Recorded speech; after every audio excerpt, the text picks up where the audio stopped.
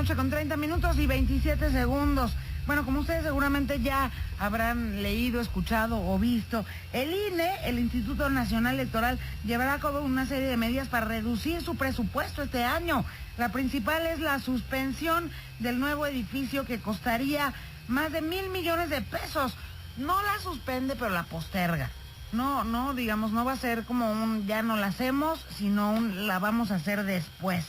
Esto como parte de las medidas de austeridad en el INE, impuestas o autoimpuestas en este caso por el tema, ¿no? Pues el grave, ¿no? La grave crisis presupuestal que está atravesando nuestro país en función de varios temas y por el cual pues está tomando la medida del gasolinazo. Yo le agradezco muchísimo al consejero del Instituto Nacional Electoral, Arturo Sánchez, que nos tome la llamada justamente para platicar de este tema.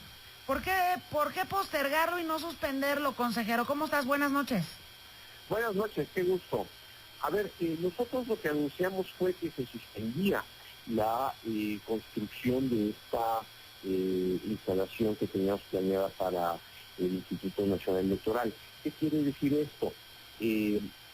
La Cámara de Diputados nos había otorgado recursos suficientes para iniciar la construcción de este edificio y esos recursos están en poder nuestro y lo que hemos decidido es poner a disposición de las autoridades hacendarias esos recursos, esos 1,070 millones de pesos, para que sean utilizados por quien las autoridades consideren que sea lo más conveniente en lugar de construir el edificio. ¿Qué es lo que queda pendiente para nosotros? Pues eventualmente, cuando venga una mejor situación económica del país, cuando la Cámara de Diputados nos vuelva a otorgar ese presupuesto, si así lo decide hacer, pues continuar con el proyecto. ¿Por qué queremos mantener viva esa esperanza? Porque consideramos que en lugar de gastar 120 millones de pesos al año en rentas que tenemos que pagar para tener cubiertas las oficinas que ya tenemos rentadas, pues sería conveniente tener un patrimonio institucional que no requiriera ese tipo de gastos. Lo que consideramos es que hacer ese gasto ahorita sería poco oportuno, dado que hay una emergencia económica y pensamos que esos recursos pueden ser utilizados de mejor manera en estos momentos por el erario público. Y bueno, y entonces, al final, ¿qué termina ocurriendo, consejero? Pues lo que termina ocurriendo es que la tercera etapa de este proceso, 1, el concepto, 2, el plan, eso está completo, estará terminado próximamente, y lo que suspendemos es la construcción. Le entregaremos entonces a las autoridades esos recursos, está lista, digamos, toda la idea, el concepto, y pues, si lo quisiéramos hacer más adelante, pues habrá que iniciar el trámite de solicitar los recursos a la Cámara de Diputados. Si se nos otorgan, entonces, pues iniciar la construcción. Cosa que, bueno, por lo pronto consideramos que no es oportuno y mejor que ese recurso se utilice en las partidas que las autoridades hacendarias decían que sean más pertinentes en beneficio de la sociedad que está viviendo momentos complejos por la situación económica que vive el país, no solamente a raíz del llamado gasolinazo, sino de toda la problemática que se deriva de esta incertidumbre económica que estamos viviendo a principios de este año. No solamente está el tema de la construcción de esta sede, consejero, sino también algunos otros escándalos que obviamente de lo que hablan es el tema de sensibilidad de los consejeros, como ocurre también en el caso de los diputados y también en el caso de los senadores, en un momento tan crítico para la sociedad mexicana. El tema, por ejemplo, de la adquisición de iPhones 7, que además, pues le aviso, consejero, que explotan. Hoy sacamos un video en la segunda emisión de Imagen Noticias, pues están explotando en las manos de sus usuarios. Seguramente pues tienen también que ver con el uso y la manipulación.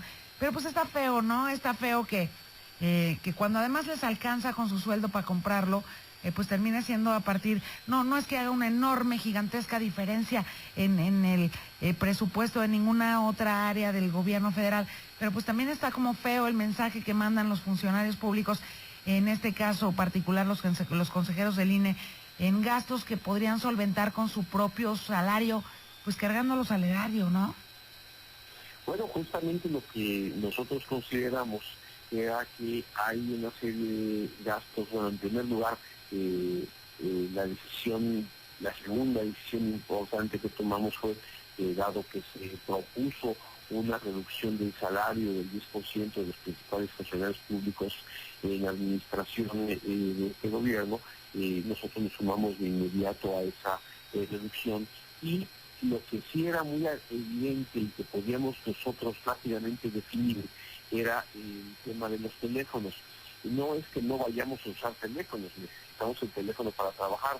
La diferencia es que en lugar de que lo pague el Instituto Nacional Electoral con recursos públicos, los vamos a pagar nosotros directamente. Pero no nada más eso, yo pondría el énfasis en que así como tomamos estas primeras medidas, lo conveniente será que, como pedimos nosotros, la Junta General Ejecutiva del Instituto, la Dirección de Administración, la Secretaría Ejecutiva, haga una nueva reflexión sobre cómo es que gastamos recursos en una gran cantidad de partidas en el Instituto y tratar de ajustar al mínimo posible de gasto en aras de tener una mayor economía y nueva racionalidad en el gasto de nuestros recursos.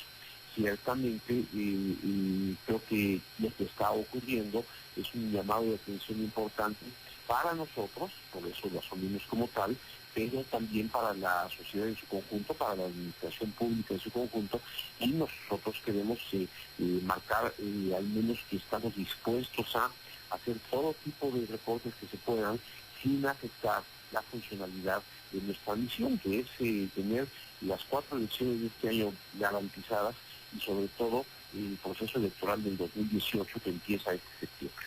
Y por último, consejero Arturo Sánchez, consejero nacional del INE, el Instituto Nacional Electoral, uno de los principales clamores ahí, por lo menos en las redes sociales, pero también dentro de un sector de la academia y algunos políticos incluso. Ayer me lo decía aquí en estos mismos micrófonos Margarita Zavala, precandidata del PAN a la presidencia de la República, es que es un dineral el que le dan a los partidos políticos todos en nuestro país. Y sí, sabemos, y lo han probado decenas de estudios académicos, que la democracia mexicana es de las más caras del mundo.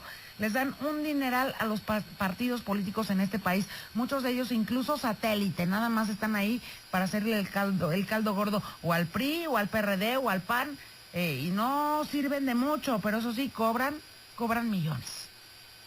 Bueno, creo que está dando un tema que me parece muy importante. Déjame nada más agregar un tema al punto anterior. Otra de las críticas que se hacía mucho era los gastos en gasolina. Por eso nosotros tomamos la decisión de no incrementar el gasto de la gasolina y estamos haciendo una reflexión integral de todo el parque vehicular del instituto para tratar de racionalizar más ese gasto y evitar que debido al precio de gasolina incrementemos gastos. Al contrario, tenemos que racionalizarlos de la mejor manera. Ahora, sobre los partidos políticos, yo podría coincidir en un concepto. Primero, sí, nuestras leyes dicen que los partidos políticos deben vivir del erario público predominantemente. Ahora, lamentablemente nosotros no podemos tomar decisiones al respecto porque es la ley la que establece el monto del financiamiento. Lo que a mí me ha gustado en estos días es que también ha habido voces de parte de militantes de diversos partidos políticos que han iniciado una reflexión sobre qué hacer al respecto. Eso me parece a mí que es una buena señal en el sentido de reducir ese tipo de gasto. Debemos lograr un buen equilibrio. ¿De qué quiere decir?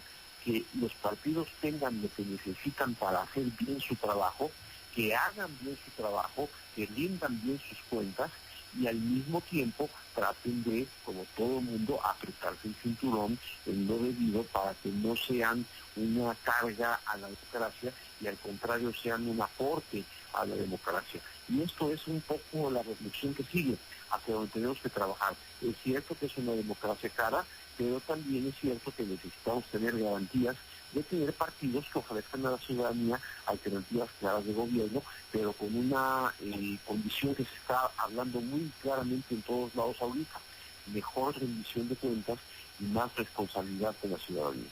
Gracias, Arturo Sánchez, consejero nacional del Instituto Nacional Electoral, por estos minutos para el cierre aquí en Imagen. Que tengas buena noche y buen fin de semana. Gracias.